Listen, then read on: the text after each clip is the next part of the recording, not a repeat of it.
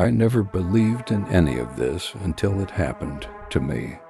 You hear the stories, laugh them off, and tell yourself people mistake a shadow for a bear or let their imagination run wild after too many drinks.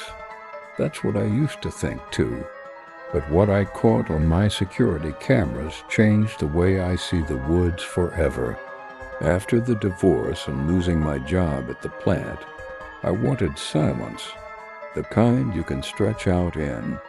I found this old cabin tucked into the Oregon mountains, 3 miles from the nearest neighbor, and convinced myself isolation was the cure.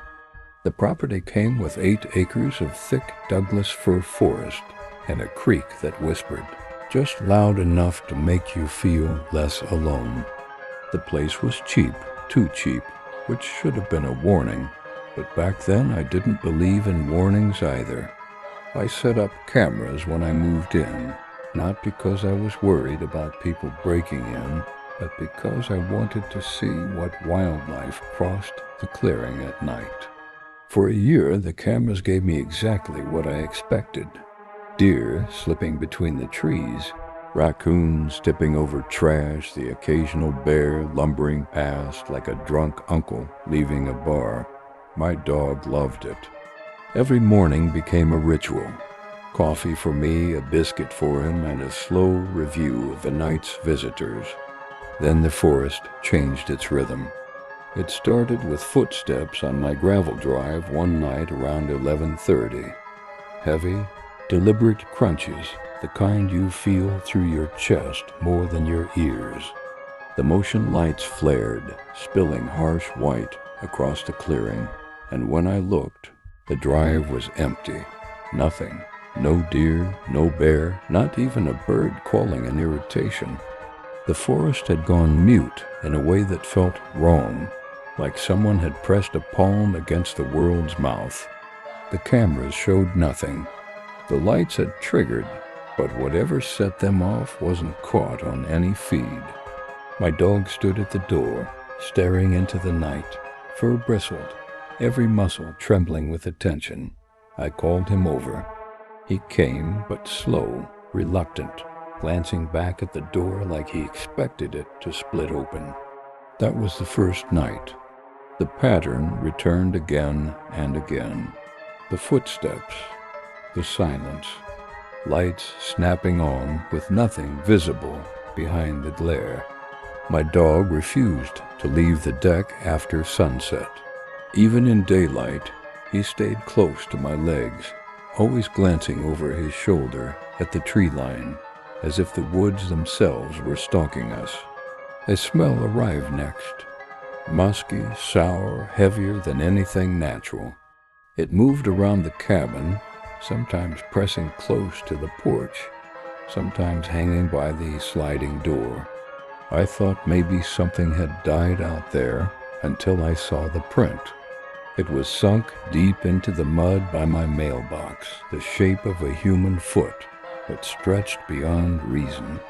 18 inches long, 7 inches wide at the heel, with toes thicker than my thumbs. I put my size 10 boot next to it and felt like a child. Fear carved into muscle that day. I took photo after photo, but each one felt like a lie because no one would believe it anyway. Soon I found more. Prints circling the cabin, looping closer each night. Some so near I could have leaned out my bedroom window and dropped a coin into them. The prints unsettled me more than the sounds because they were proof, pressed into the earth, that something was moving with intention. My dog began wasting away.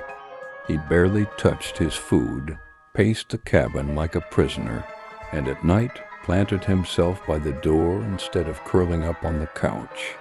When he did sleep, it was shallow, his body twitching with low growls, as if even his dreams were on guard duty. The garbage cans were next. They weren't knocked over and scattered like raccoons would leave them. The lids were set aside neatly, like hands had lifted them. Inside, only meat scraps and strong-smelling food were taken. The rest was untouched. It wasn't scavenging, it was selecting. By the time I saw the first shadow, my nerves were stretched thin as wire. On the back camera, something shifted at the edge of the frame. Just 3 seconds, a dark bulk moving from tree to tree, never stepping fully into view. It studied the cabin, patient, deliberate, like an architect sketching weakness. That night I didn't sleep. My dog paced. The lights triggered. In the morning I found scratches on the deck, railing 7 feet above the boards, gouges deep enough to flake splinters. There were claw marks raked into the pine trunk by the door, beginning 6 feet up and climbing higher. Whatever did that wasn't climbing, it was reaching. The visits grew bolder, circling footsteps, smells shifting around the house like a predator testing wind. Then the voices began. The first was my own. I was in the kitchen, fixing a midnight snack, when I heard it call my name. Same tone, same inflection I use when reminding myself not to forget something. My dog's growl started low, vibrating through the floorboards. The voice called again, almost conversational, from the tree line. It sounded like me, but brittle, like tape stretched thin. My dog pressed against my legs, torn between attack and collapse. It called twice more, then silence swallowed the woods. The night that followed unstitched me. The back camera caught it clearly this time. A massive figure stepped onto the deck, shoulders so wide it seemed to bend space around them. It moved toward the sliding door. Its hands were enormous, pressing against the glass, tracing the edges of the frame, testing the lock. For 45 minutes it worked my doors and windows like a locksmith fumbling through keys. My dog didn't bark. He just trembled, refusing to make a sound, as though even noise would sign our death warrant. I sat frozen with the bat in my hand, watching it circle. Its proportions weren't human. Arms too long, head set low on the shoulders, movements purposeful. Fear wasn't enough to name what I felt. This was older than fear, a legend that refused to stay on paper. It circled again, scraping the walls, checking every opening. And then, through the bathroom window, its hand reached inside. Hair dark, skin thick and leathery, nails yellowed, curved but human-shaped. It traced the towel rack, lifted the corner of a hanging cloth, almost tender in its investigation. Not random, deliberate, curious, intelligent. I could hear it humming, a low, broken tune, half a melody, like a giant trying to remember a song it had no right to know. My dog whimpered. I gripped the bat tighter. That's when the second sound began. Footsteps circling the house in sync with the one in front of me. There were more than one. I only saw one on the cameras, but something else was pacing just beyond, whispering with its rhythm. And then the screaming started. A woman's voice, shrill, desperate, crying for help from the forest. Please, someone help me. Over and over. The thing at my window froze, head tilted toward the sound. My first instinct was to grab a flashlight and run, but my dog's relief, actual relief at the noise, told me everything. That voice wasn't salvation. It was bait. The screaming lasted minutes, moving through the trees, but never breaking the line, never stepping closer than safety allowed. When it stopped, the figure at my door raised its hand and knocked. 3 times, slow, heavy. From the basement, the same 3 knocks answered. The first knock felt like a weight landing on my chest. 3 slow thuds on the front door, so measured I could have set a metronome to them, and then the answer from the basement, the same rhythm climbing up through the joists into my bones. For a breathless span I didn't move. The bat cooled in my hand, the screen glow from the laptop touching my knuckles like pond light. My dog had flattened himself so low beside the couch that he looked poured there, eyes locked on the entry as if staring hard enough could thicken the wood. I didn't want to believe there was anything beneath. My feet besides, concrete and a water heater. But the house kept telling me otherwise. The knocks repeated, 3 from the porch, 3 from below. The timing so exact it suggested practice, or worse habit. My mind did what minds do when they can no longer deny what's happening. It got small and practical. I told myself to breathe through my nose so I wouldn't gasp. I told my hand to loosen on the bat so I wouldn't drop it. I told my legs they belonged to me. Then I stood and the house listened.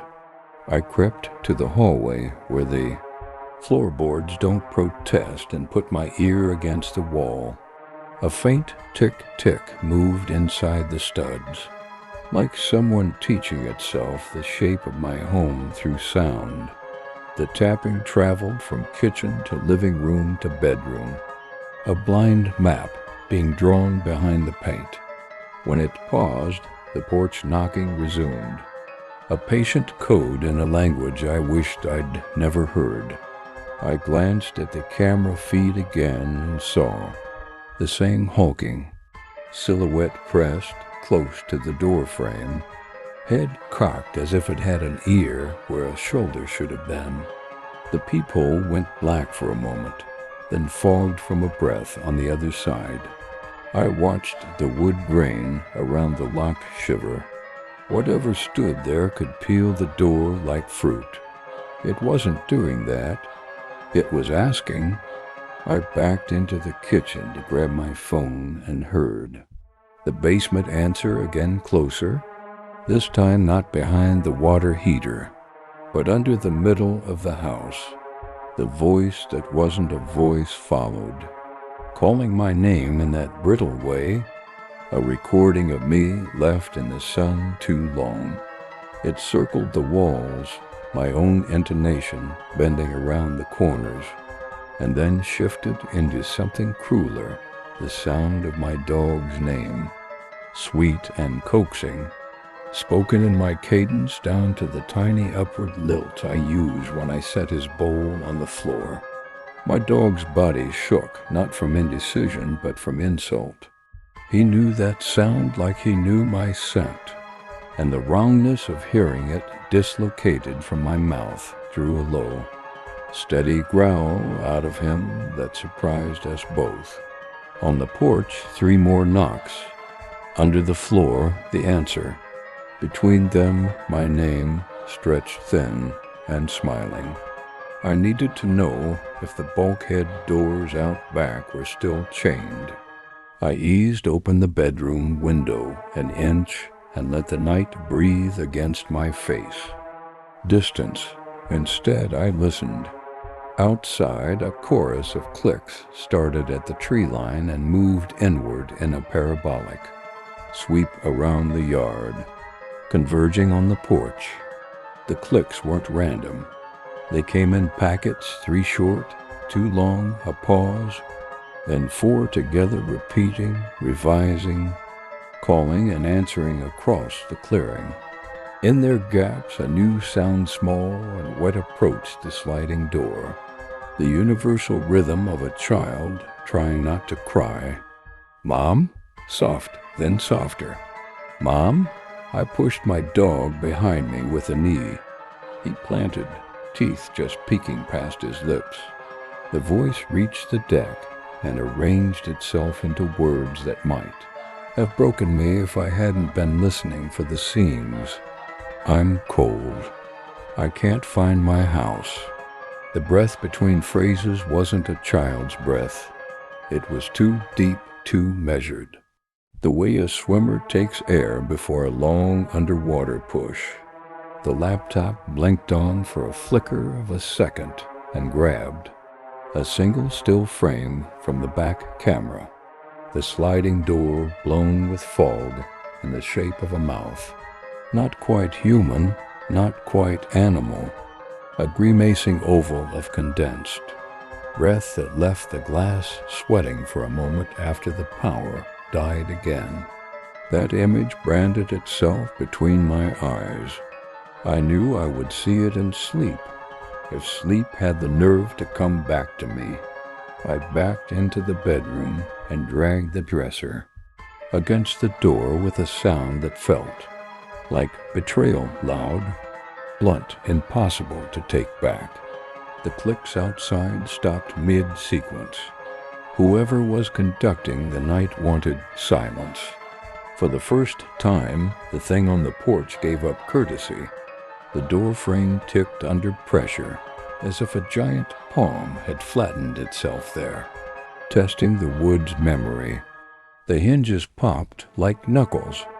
The dog's growl thickened into a continuous current. Something under the house moved toward the center of the floor again. This time I felt it as much as I heard it the faintest.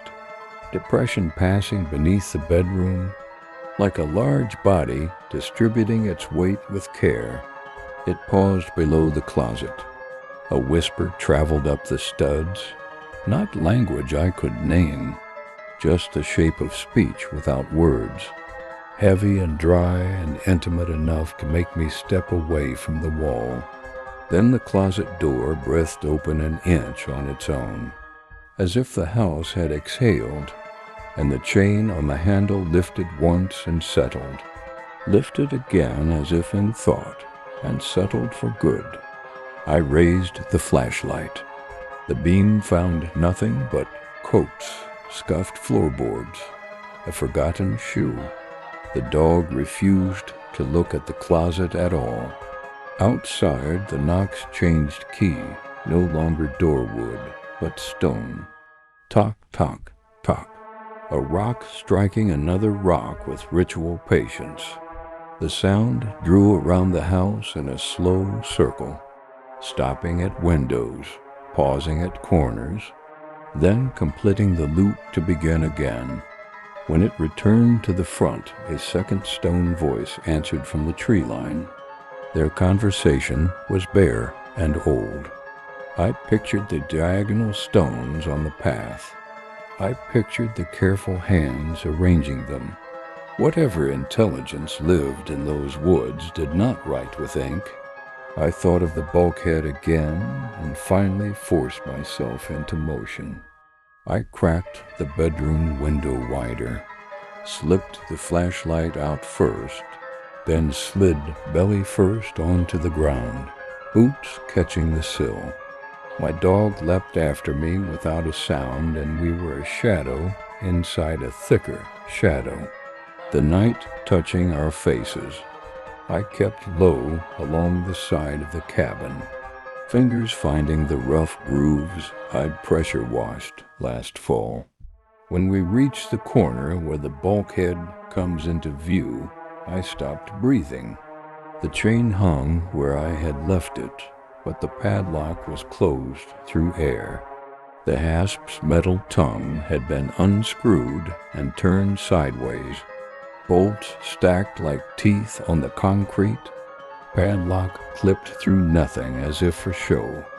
The bulkhead door, itself two heavy steel lids, sat barely ajar, a gap no wider than my palm. In the rust on one panel, a set of 4 lines ran parallel, shallow but certain, drawn by a claw that had respected the paint. I listened into the gap and heard the slowest of movements, cloth brushing concrete, or hair against stone, or a weight settling into understanding. My dog lifted his nose and sniffed into that breath of basement air, then stepped backward on his own and braced, head low, eyes locked on the gap. He didn't lunge. He didn't yip or bark. He arranged himself the way a soldier arranges his pack before climbing a ladder. I should have run for the truck right then, but the truck sat to the left of the bulkhead, past the corner of the cabin, and the gravel between here and there would announce me like a symbol. I cut the flashlight and let my eyes work.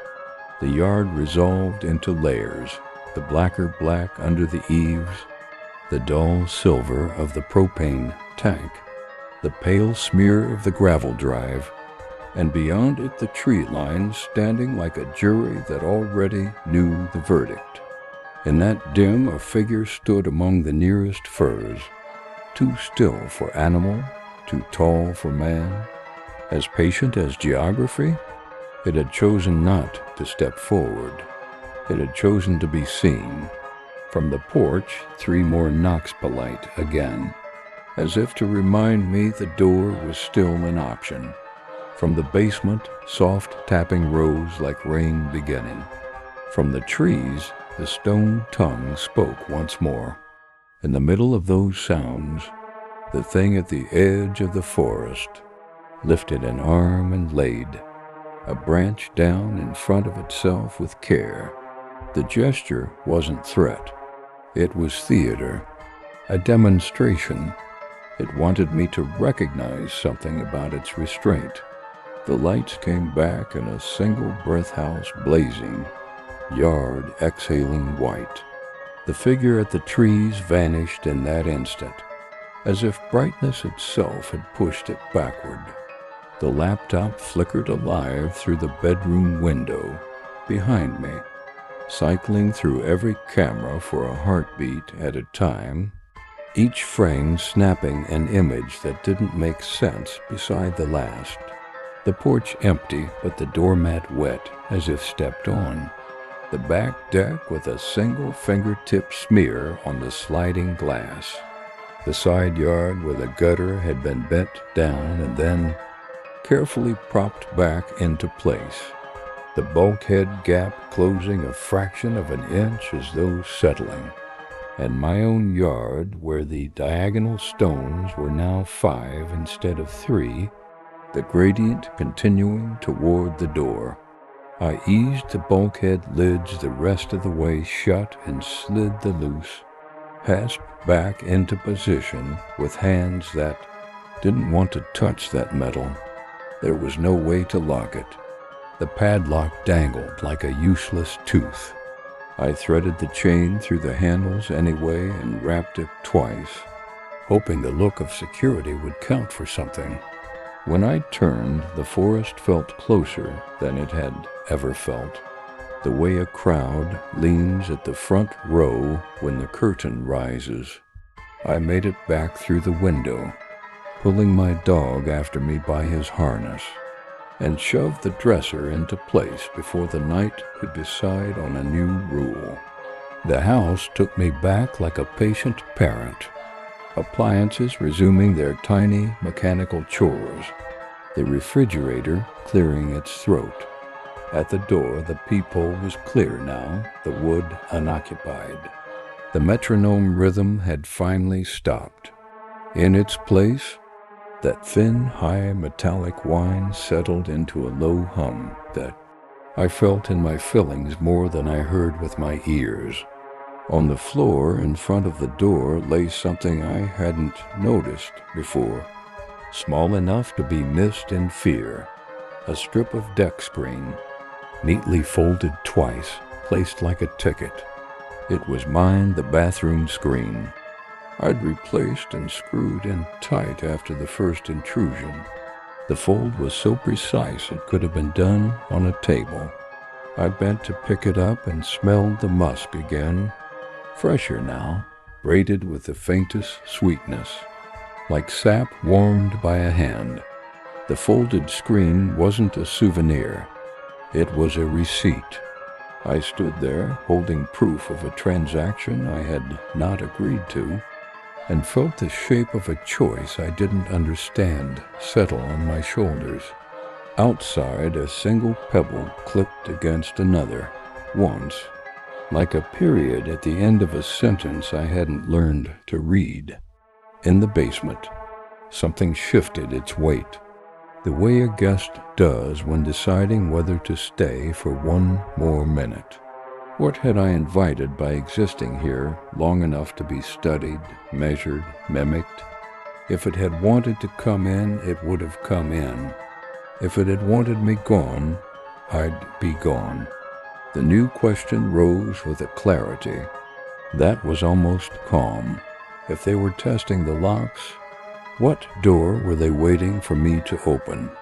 I held that folded strip of screen in my hand longer than I should have, the way someone holds a note left under their windshield wiper, knowing it's meant for them but not wanting to read.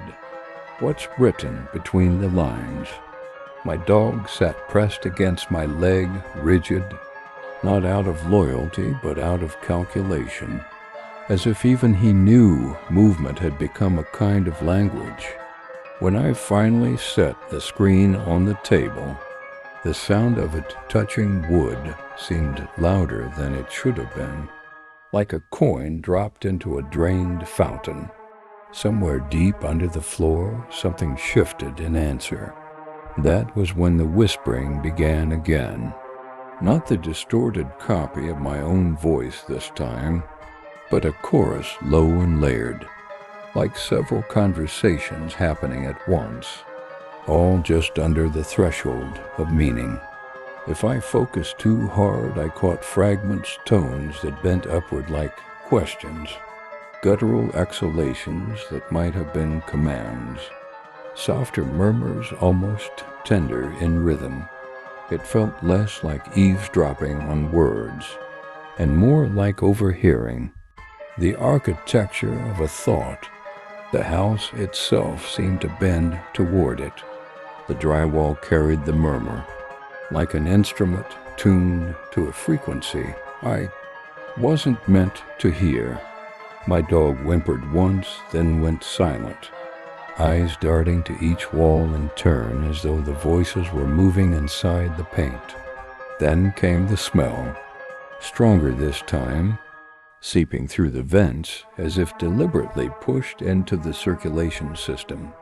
Musky, animal, but threaded with something metallic, almost copper sweet, like pennies left in the rain. It filled the air so thoroughly I tasted it on my tongue. It wasn't the smell of a body or decay. It was the smell of intention broadcast through ducts, staining the air itself. I gripped the bat tighter. Fear didn't live in my chest anymore. It had migrated to my hands, turning every muscle into a tremor. Fear carved into muscle until even standing felt like disobedience. Then silence. A silence so deliberate it felt like the absence had been placed there by hand. The forest outside stopped its clicks.